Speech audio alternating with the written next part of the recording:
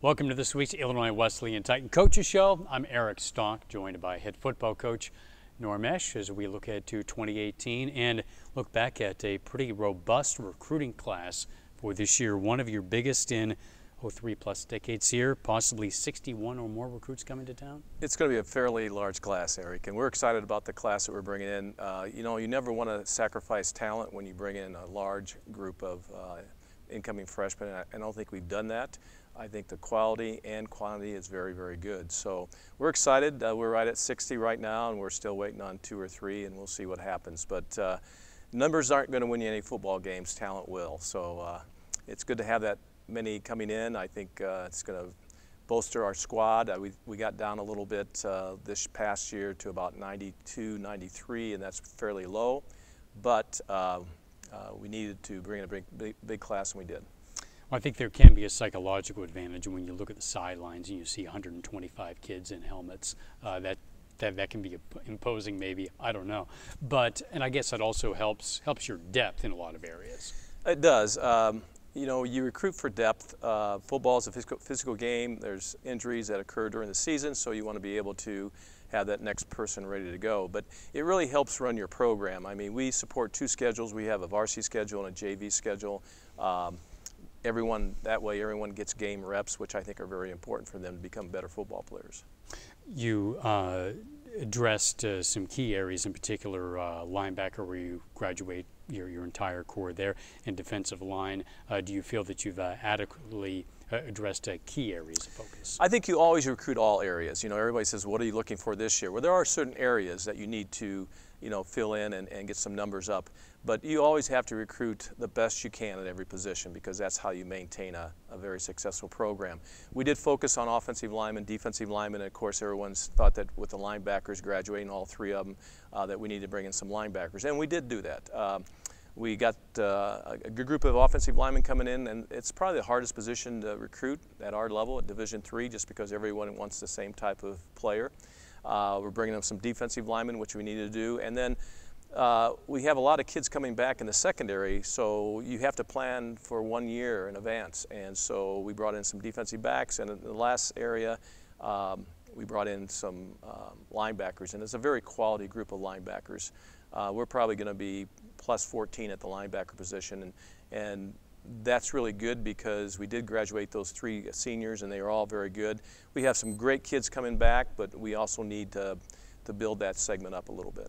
Interesting that the class represents student athletes from 5 states: Illinois, Indiana, Missouri, Iowa, and Oklahoma. So that's some pretty far-flung recruiting that you've been doing the last few months. We're very proud of that. We're recruiting out of 5 states. Now, primarily, most of our kids come from Illinois, and mostly from the Chicagoland area. But I thought we did a great job of surveying the whole state of Illinois.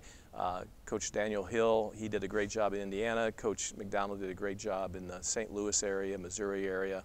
So we're getting those kids to come to Wesleyan because geographically it's not that bad of a distance, and they're looking for a great school academically and a great school with a great football program. So it's a good match. So we're excited about that. Now, you've been doing this for a few years, as we mentioned at the outset.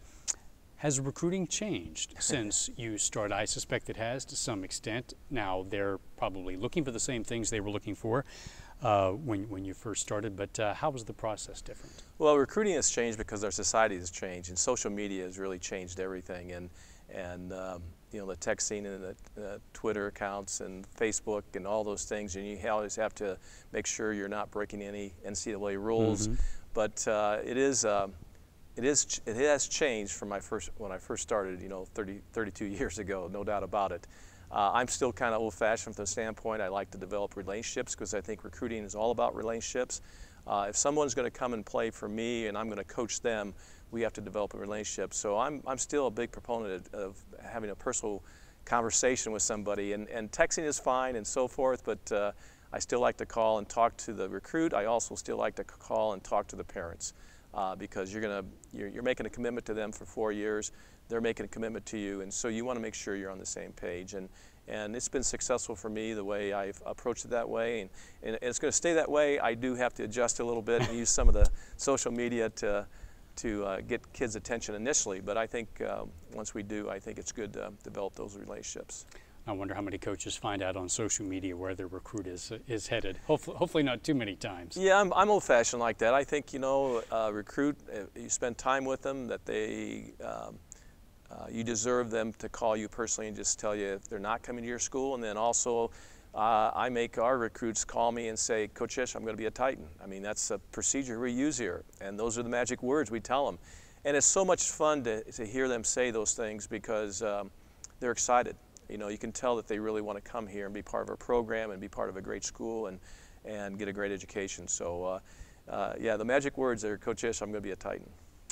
And the message for those young men as they come to campus next year is to build on the success of last year, sharing a conference championship and making it back into the NCAA playoffs. Well, I think that helped in recruiting, no doubt about it. I believe that most of the recruits that we talked with knew of our success this year.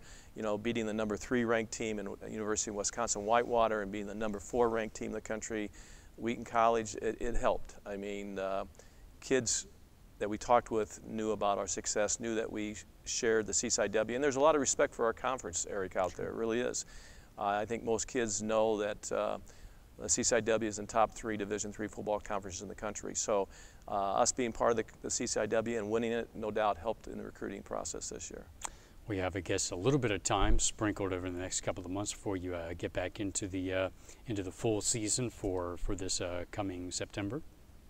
Well, you do and you don't. I mean, it seems like you do have a little time, but I can tell one of the differences you mentioned in recruiting is we're doing more junior recruiting this year than we ever have.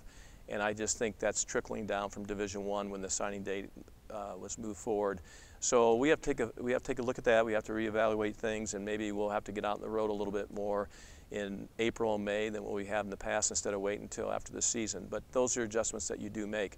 And then, you know, we have to reevaluate what we saw from spring practice. You know, I thought we had a lot of questions answered. I thought we had a great spring practice. It really helped our younger kids understanding the schemes of our offense and defense.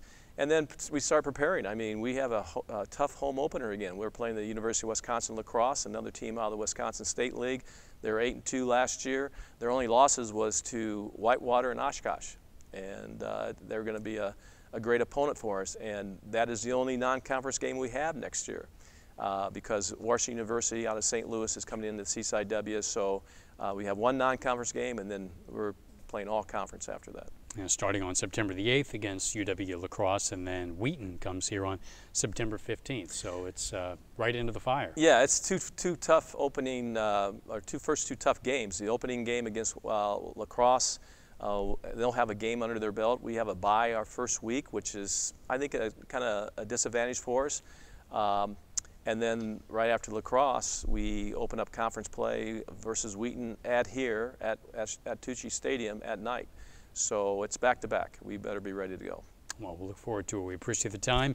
Best of luck, and we'll talk to you soon, Coach. Thank you, Eric. You bet.